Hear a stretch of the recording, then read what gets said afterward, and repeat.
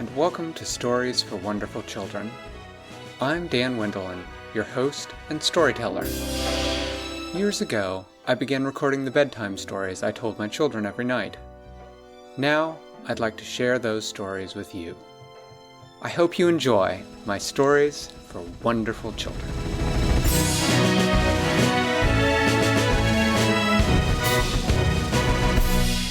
What about the garnets? Yep, let's go about the garnets. The garnet? As you know, there is a little girl named Winella, and she lives in a very special house, full of many special rooms.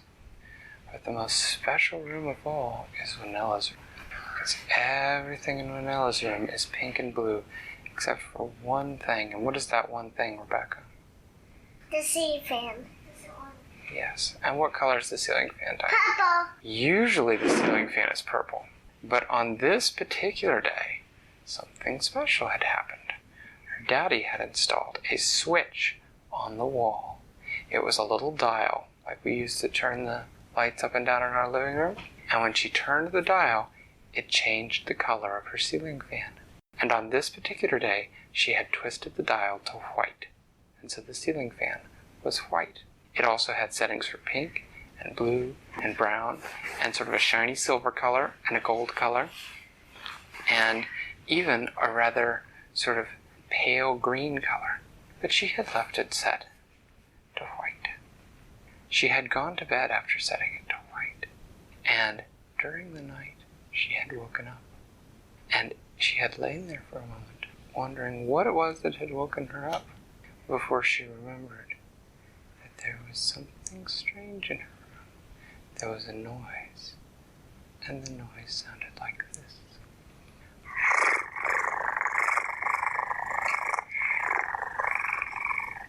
And as soon as she woke up enough to think about it, she realized that she recognized that noise. Who is that? Who makes that kind of noise? I know, Theodore. Theodore, yes. Theodore. Winella had sat up, and sure enough, there at the foot of her bed was Theodore. She said, "Well, good evening, Theodore. How are you?" "I'm fine. I've come with an invitation from Flibbertygibit." Winella said, "Oh, what's the invitation?" Flibbertygibit says that he has a problem that requires your special skills. He would like you to come tomorrow, and he wants you to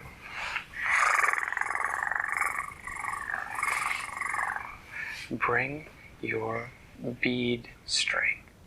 Winella said, "Okay." And so when she woke up that morning, she had popped right out of bed and gone to where she kept all her beads and gotten some string out that she usually used to make necklaces. Then she had slid downstairs and had a good breakfast, told her mommy that she was going to see Flibbertygibit, and she had run outside to the backyard. There in the backyard, she had run back to the wall, and she had climbed up on it and turned around 3 times, saying, "Cat's Paw Highway, Cat's Paw Highway, Cat's Paw Highway, take me where I want to go." And when she turned around, she was in the middle of a deep green jungle. It had rained recently, and the leaves were all dripping water, and there were so many leaves and trees that the sunlight sort of filtered down through them and made everything look just a little bit green. There in the midst of the jungle was Flibbertygibit's palace. It was built, it was white, and the steps leading up to it were made out of a dark black stone. And the white of the castle had sort of stripes of black through it, sort of like Flibbertygibit's stripes. She climbed up the steps to the castle. The guards were clearly expecting her because they just nodded their big furry heads at her and waved her through. She walked through the door. The servant cats pointed her to a part of the castle she'd never been to before. She walked on for quite some time until she came to a large room. She opened the door, and there was a table in the room, and paintings all around the walls. Flibbertygibit was sitting at the big table, resting his paws on it, and looking a little worried. Winella said, "Hello, Flibbertygibit." "Oh, Winella, thank you so much for coming. I have a problem, and I think that you can help me with it." Winella said, "Well, sure, I'll try." He said, "Winella, look at these paintings." So Winella went around the room and looked at the paintings. In each painting there was a tiger. Each tiger wore a crown and a robe and a necklace and had a royal scepter. Winella said, "Yes, I've looked at them. These paintings show all the kings and the queens of the cats before me. That last one is a picture of my mother, who was the queen of the cats." He said, "And it is my turn to have my picture painted. But I have a problem." He said, "Look at me, Winella." So she looked at him, and he was wearing a crown, and he had a scepter, and he had the royal cape. She looked carefully at him. She said, "Hey, you're missing the necklace." And Flibbertygibit said, "Oh, you are a very smart little girl. Here is my problem. The necklace, I was wearing it for an official meeting a few weeks ago, and the necklace broke, and all of the beads have gone all over the palace. I have had my servants collect them, but I do not have someone who is a really good necklace maker. And I have seen the beautiful necklaces you make with beads. I was hoping that you could assemble the royal necklace for me, so that I may wear it for my painting." Winella said, "Well, I would be happy to, Flibbertygibit." So she got out her necklace thread, and he said, "Here are the beads that my servants have picked up." And he gave her a box. The box was made out of a beautiful wood, and it had a tiger painted on the lid. Winella opened it. The inside was lined with velvet of a deep red color. It was very soft, and the box was full of beads. The first thing Winella did was gently set the beads out on the table. She said, "I'll get right to work on this with Flibbertygibit." And he said, "Oh, thank you. I have some business to attend to. I must go out. I will see you at lunchtime. We can have some tuna fish sandwiches together." And Winella said, Flibbertygibit always have to mention tuna fish. because it's his favorite food. And if you're the king, you get to eat your favorite food. Because he likes it. So, he said, "Do you think you would be able to have the necklace done by lunchtime?" And Flibbertygibit's talking, and when he's talking, his voice gets soft, crooked. Yeah. He said, and Winella said, "Oh yes, I should be able to have this finished by lunchtime, no problem." "Excellent. Then I will tell the royal painter to be here right after lunch." And then Flibbertygibit left. The first thing Winella did was pour out the box of beads gently on the table, and then she spread them out and sorted them. There were some gold beads. There were a number of black beads made out of ebony. There were some white pearl beads, and there were some beautiful garnet beads. Winella looked up at the paintings to see what the necklace was supposed to look like, and she went to work stringing beads on. She had strung the beads on and was about halfway done when she got to the part with the garnets. She strung on a garnet, and then an ebony bead, and then a garnet, and then a pearl bead, and then another garnet and another pearl bead, and then a garnet and another ebony bead, and then she looked for the 5th garnet, and it wasn't there. She said, "Oh dear." She looked back in the box to see if perhaps she had missed a garnet, but the box was empty. She looked at all the beads on the table and double-checked. No garnet. She was quite sure she hadn't dropped any, but she scooted back from the table anyway and looked over the floor. No garnet. "Oh dear," she said. "I can't finish the necklace without the garnet. I wonder if perhaps they didn't find it and they just didn't realize that they didn't find it." She left the necklace on the table and went out the door. She looked around, and the first servant she saw, she said, "Excuse me, could you help me for a moment?" "Meow. Certainly, Miss Winella. How can I help you?" "Well, Flibbertygibit is having me reassemble the royal necklace, and it would appear that one of the garnets is missing." "Meow! Meow! Oh no!" "Can you tell me? Don't worry, we just need to find it. Where was Flibbertygibit when his necklace broke?" "He was in the... the room with the... he was in the gardening room, the greenhouse. Meow." "Great. Can you show me where the greenhouse is, please?" "Sure." And so she followed the little cat. She led her to a big room. What name was the little cat? I don't know. She didn't know. Her name was Lucy. Lucy? Okay. When Lucy got her to the greenhouse, she said, "If you need any help, you let me know. My name is Lucy, okay?" "Okay, thank you, Lucy." "You're welcome, Miss Winella. Meow, bye." Winella looked around the greenhouse.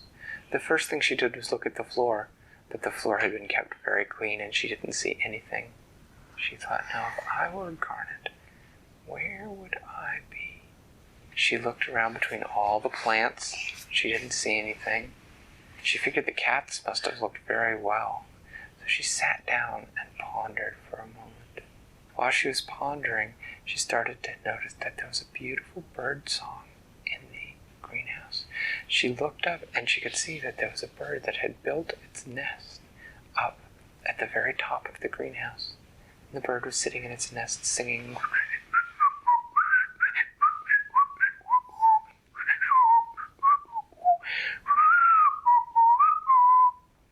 Winella pondered.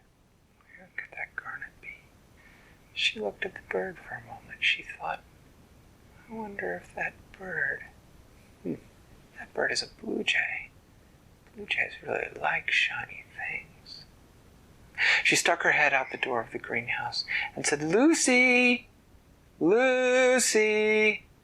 But she didn't see the cat, so she called again, "Lucy!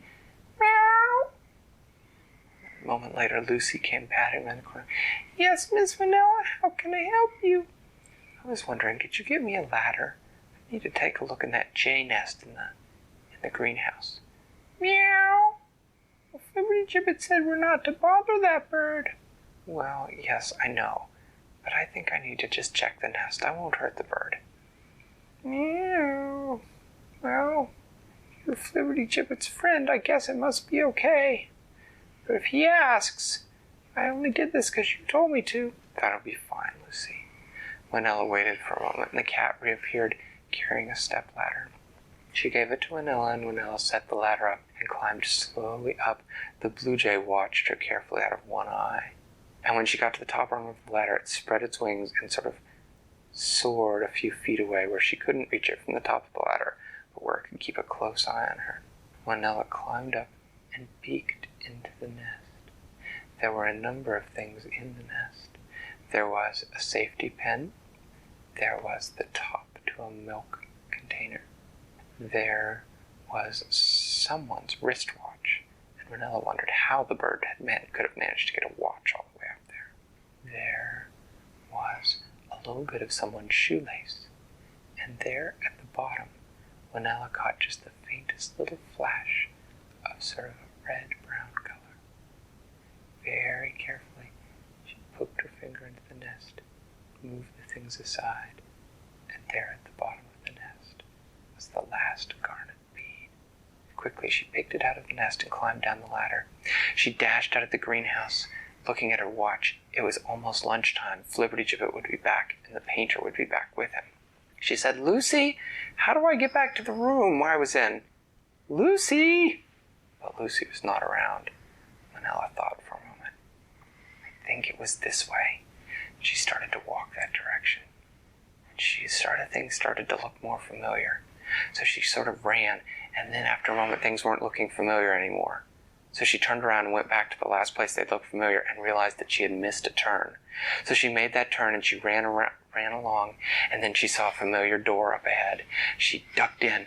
Flibbertygibit was not in the room yet. She quickly strung the garnet bead onto the necklace and then finished up the second half. Pearl, ebony, pearl, ebony, ebony, pearl, pearl. She looked up at the painting. She had misplaced a pearl. She had to take 3 beads off and rearrange them and put them back on. And she had just slipped the last bead onto the necklace when she heard the big padding paws approaching the door. Flibbertygibit stuck his big furry head in and said, Oh, Winella, it is beautiful. Did you have any problems?" And Winella said, "I'll tell you over lunch, Flibbertygibit." And that's what she did. He took her out to his garden where they had a lunch of tuna fish sandwiches and cherries and glasses of milk with a little bit. Why does Flibbertygibit always love? For the same reason that you usually like peanut butter sandwiches. It's just a food he liked. She told him the whole story about what had happened and about how she'd had to find the last garnet. Flibbertygibit was very impressed. He said, "Oh, you are such a smart little girl. I never thought to look in the bird's nest. I'd forgotten how much jays like shiny things. And I was foolish in that I did not...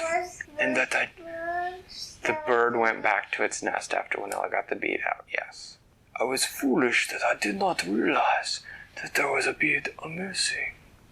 He took the necklace after he had finished his tuna fish sandwich and put it on his neck. And then he said, "I'm late to have my portrait painted. How do I look?" And Winella took her hairbrush out of her pocket and she brushed one little tuft of fur that wasn't quite in the right place from the top of Flibbertygibit's head. And she said, "There. Now you look perfect." And Flibbertygibit said, Oh, thank you so much." And then he went to get his picture painted. Winella went home and went up to the roof and told Joey the whole story. Flibbertygibit get his picture? What was the outer scene of Flibbertygibit's picture? Oh, what was around him? He had it painted in the garden so that all his pretty flowers that he likes to grow were around him. And that is the end. Thanks for listening to Stories for Wonderful Children. I created, told, and edited today's story. Questions and witty commentary were supplied by my children. The music was composed by Brandon Thompson. If you enjoy the show, please tell someone about it, or leave a review on your podcast provider. Our email is storiesforwonderfulchildren@gmail.com. You can also contact us on Facebook or Twitter. I'll see you next time.